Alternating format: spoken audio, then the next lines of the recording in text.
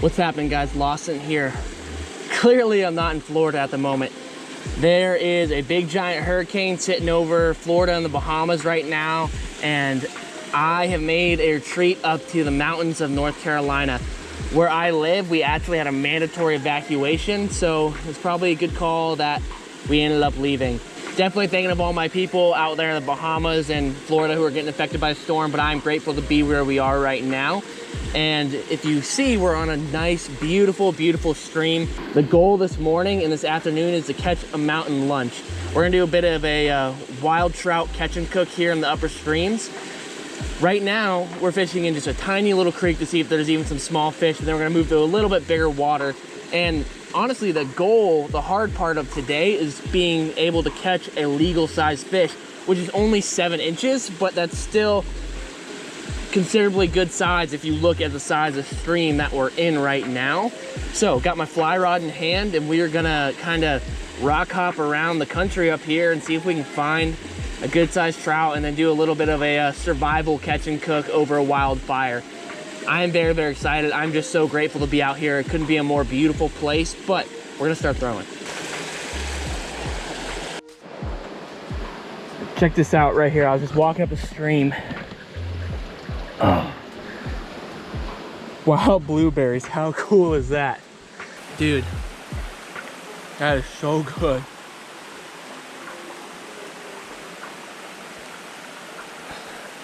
I mean, how cool is that to be trout fishing up a stream, find a little branch of blueberries here. I don't even see where they're growing off of, because if there's not any of them growing around here, that means that definitely a bear or a raccoon brought these down here. And where we are right now, there's a ton of black bears. Like, I've seen them before growing up, coming up here. So we'll keep an eye out for that, but that's really cool, man. Just fresh blueberries. I can dig it. There's a few really nice pools down there. I don't think it'll be an easy descent, but we can do it, no problem.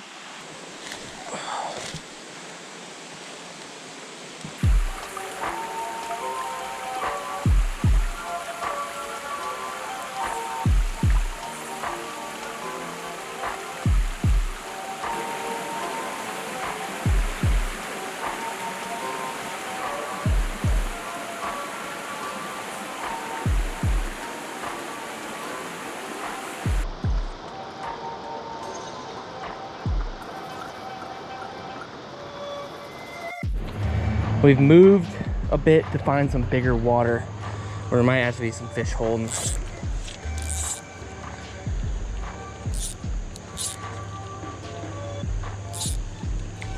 There's one. Oh my gosh, first cast and the new move on the dry fly. What I need to do here is probably just make like a really natural looking little drift. It'd actually be better if I was down current, but I'll try, see what I can do, and just basically like mend line out and let it float downstream. Because if I was down current, I could throw up and just let it drift perfectly, but we'll see. So when I had the opportunity to fish in Alaska at the Royal Wolf Lodge with Scott and John, well, Scott was actually a guide there.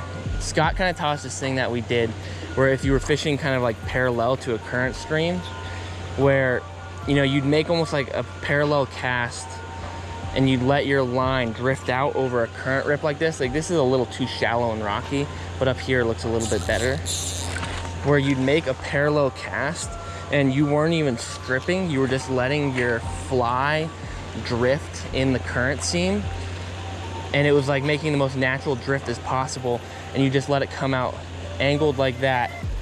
And then at the end of it, you let it swing in that current rip, and at the end of it you might give it like a few tiny little pops like that, and then reset and do a very similar drift.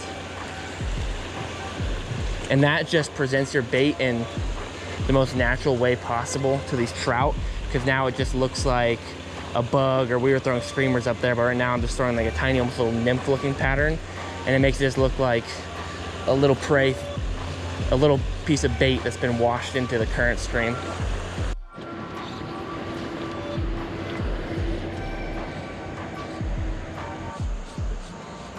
Ooh. I'm seeing them flash down there, man. Like, I'm seeing them flash on it, but they're not eating it. Oh gosh, there it was again. There it is.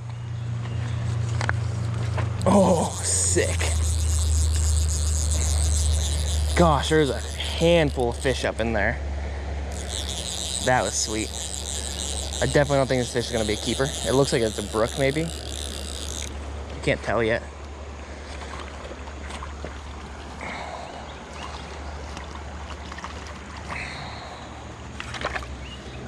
Yeah, it's just a beautiful brook.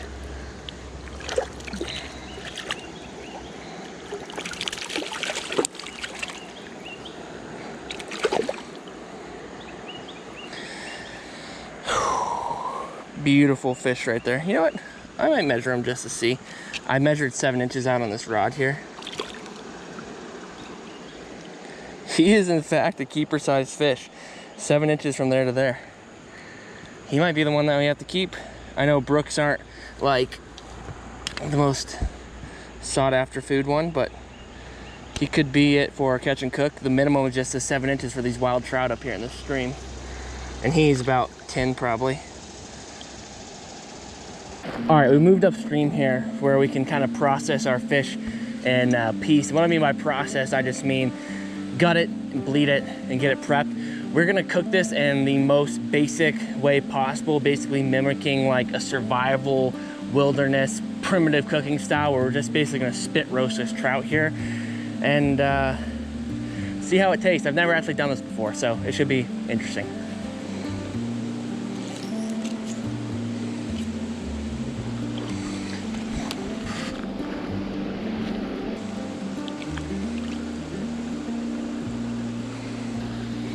Now, I don't know if this is just a me thing, but personally as a fisherman, I actually don't find that much enjoyment in cleaning and killing the fish that I catch. It's one of the main reasons I do so much catch and release is because I actually legitimately sometimes have a hard time killing fish, especially, you know, like this beautiful little brook trout, which is not a very big fish, and it's gonna provide a lunch, you know. It's not like it's gonna provide this big giant hearty meal for me, but I think about this experience that's providing right now, cleaning a trout by a wild stream that I just caught out of the river 5-10 minutes ago and getting the opportunity to clean it. And you know, part of me feels like, you know, I'm throwing all these guts back into the water, and it's like you take something out, you put something back in. You know, we're taking this trout from this river and we're putting its guts and putting nutrients back into the river system itself, where, you know, those guts are going to get fed on by crawfish and other small invertebrates and stuff like that that will eventually be food for other trout and smallmouth bass and stuff like that. And so, you know, I think it's a misconception to people who don't fish and hunt. You know, maybe it's only I that share the sentiment, but I actually don't enjoy killing fish all that much. But I appreciate what this fish represents and what it offers to me, and that is a meal. That's how people got by for thousands and thousands of years, is by hunting and fishing and eating the natural resources that we've been provided with. So, you know, when you look at it in the whole grand scheme of things, I do think a 7-inch trout, or this guy's probably like 9 or 10 inches, is a small fish, but it's over the legal limit. We're allowed to keep it. It's a wild trout. You know, while I don't relish in the opportunity of killing a tiny little trout, I do relish in the opportunity of what we're going to do right here, and that's live off of the wild streams and cook our meal out here in the wild, and I think that's going to be really cool. So what I'm going to do, this thing has been gutted, took the gills out of it, and I'm gonna actually lay him just in the water right here with a rock weighing him down so he doesn't go anywhere.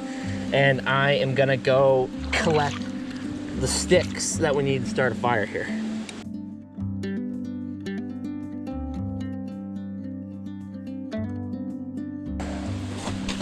All right, well, the fire comes to size. I've harvested a small sapling that's basically gonna be what we're gonna use to roast our trout on.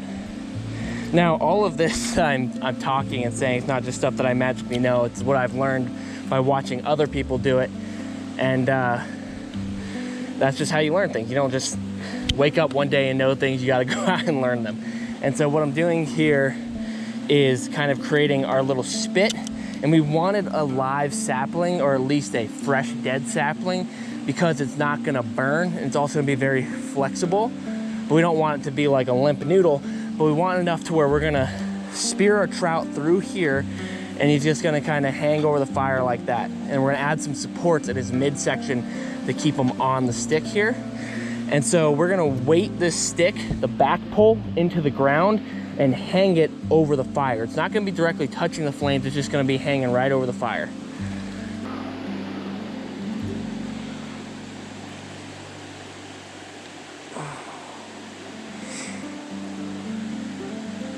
So, trout's on our stick right there, and we're gonna add 2 sharp little support beams underneath here that are gonna keep him pinned to the stick.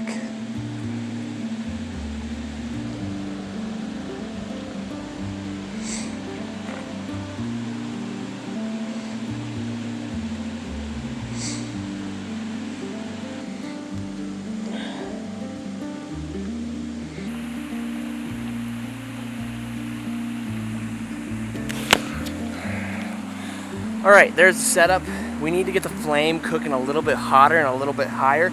We don't want the flame to hit the trout because it'll make it curl, from what I understand, but we need it to get a lot hotter if we want this thing to cook in a timely fashion. Otherwise, we're gonna sit here and smoke a trout for 8 hours. Whew, it's finally coming to heat.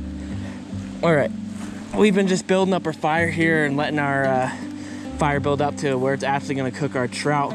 Now, basically everything where I'm getting all this information of is actually off of a guy named Steve Ranella, who has a show called Meat Eater, which I'm a big fan of. And you know, I watched an episode of him talking about how to cook trout, and I saw this and I was like, well, what a better time to try something so cool and do kind of like a wilderness survival cooking method here, because literally all we had was a fly rod, and I also caught that fish on a fly that I tied myself, and it's the second fly I've ever tied in my entire life.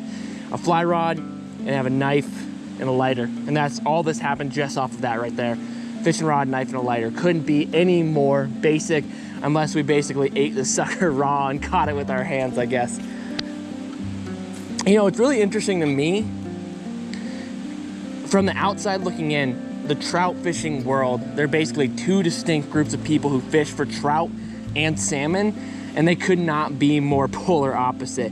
You basically have the people who live by the principle of, like, you catch a trout, they'll keep them wet. Like, don't even pull them out of the water. Use the rubberized nets and don't even barely handle them. And they're like this precious form of life, which I almost think I probably end up siding more with that. And then the other people who fish for trout and salmon are like, every single one that I catch, if I can legally kill it, that thing is gonna die. I feel like, you know, I fished with people out in the Great Lakes just recently, and it was every trout we caught, and every, we're catching lake trout and rainbow trout, and we're trying to catch king salmon too. If that thing was hooked and it was legal size and it hit the deck of the boat, that sucker was in the cooler. And understandably why, trout and salmon are probably some of the best eating fish in the world. But then, you know, you have a fish like this, which is a wild trout. Like these ones where I caught this fish today are not stocked. And that's why the size limit of them is so low. It's only 7 inches minimum, because they don't get very big up in here because the fisheries aren't stocking them. And you think, wow, that's a really special fish. And you'd understand why you wouldn't want to keep very many from these tiny little streams that we're cooking our lunch by right now. But it's an interesting world for sure, because you basically have the same fish and it seems like it's split in polar opposite approaches of what you do with these fish when you do finally catch them.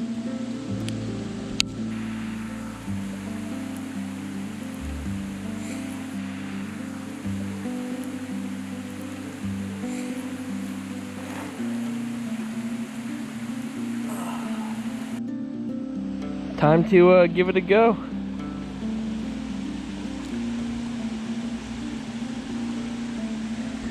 We're just gonna have to kind of peel it apart and see what happens. We'll take out our little pegs here that were keeping it spread a little bit. That actually worked pretty well. It seems to be smoked decently on the inside.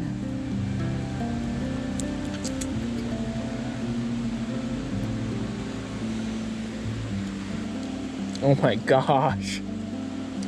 This thing is so tender that you can just pull it apart. And so like, there's some rib bones right there.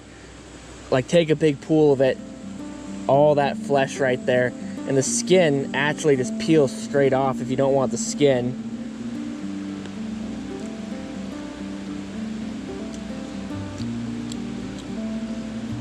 Dude, that is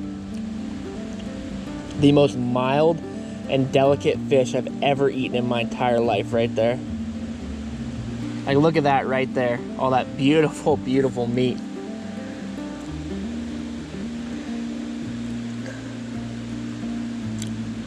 You know what's interesting? That I actually, like, I don't eat a ton of fish. Like, it's just not my favorite thing in the world. Like, if I'm at a restaurant, I'll always order steak or chicken over fish. Not that I hate it, I just like those more. But this is probably some of the best fish I've ever had. And it's just roasted over a fire with literally no seasoning on it at all.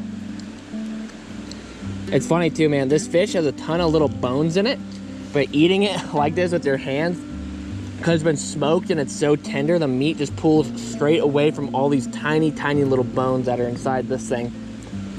It probably even could have gone to cook a little bit longer, and I cooked it for easily 25 minutes or so. This fish alone makes you want to do more like camping and wilderness and like eat more fish. It is nice too that any scraps, like, you know, the skeleton and the bones or anything that I might not eat, which I'm gonna eat all of this thing, I just don't want to be wasteful, is gonna get picked up. Like I said, you know, we clean the fish into the river to kind of put that nutrients back in for the crawfish or other invertebrates that would eat on that. And then this skeleton here, the remains of it, I guarantee by tonight or tomorrow will be picked up by a raccoon or a bear. You know what's funny? Is I was 100% going into this idea of, oh my gosh, so freaking tender. I was 100% going into this idea of making this video and catching this fish and stuff with the idea of eating this thing is 100% just like get protein in. It's not going to be glamorous. It's not going to taste great, but this tastes phenomenal. It's obviously not what you'd eat at a 5-star restaurant, but it is so freaking shockingly good that someone who doesn't eat fish is like, I'm picking this thing down to the bone here. This is crazy. My friends, I think that's about all she wrote right there. Brook Trout, thank you for your sacrifice today and feeding us and giving us lunch. Shockingly good meal. Like, I am so surprised with how delicious that little brook trout was. If you ever get a chance to cook a fish like that, I would highly recommend it. Cooking a fish, like a small, delicate fish like that, that was incredible. I might have to go back home when I get back down to Florida and go camp out on an island and see if I can cook some spotted sea trout like that as well. I know they're not in the same family, but they have a very same, similar body composition and very delicate flesh and stuff like that, and I think it could be really, really good. Hopefully you guys enjoyed this video, something a little bit different up here in the mountains of North Carolina, away from home in Florida. If you did, make sure you drop a like, make sure you are subscribed to the channel, and leave some comments down below if you want to see more catch and cook videos, or just leave some comments, go over to the side, or leave some comments about what type of videos you guys want to see. I love reading those things, and I'm very excited to do a little bit more fishing here, not much, and then we're gonna go back home down to Florida and get back on the salt scene. I appreciate you guys very much. Until the next video, see ya.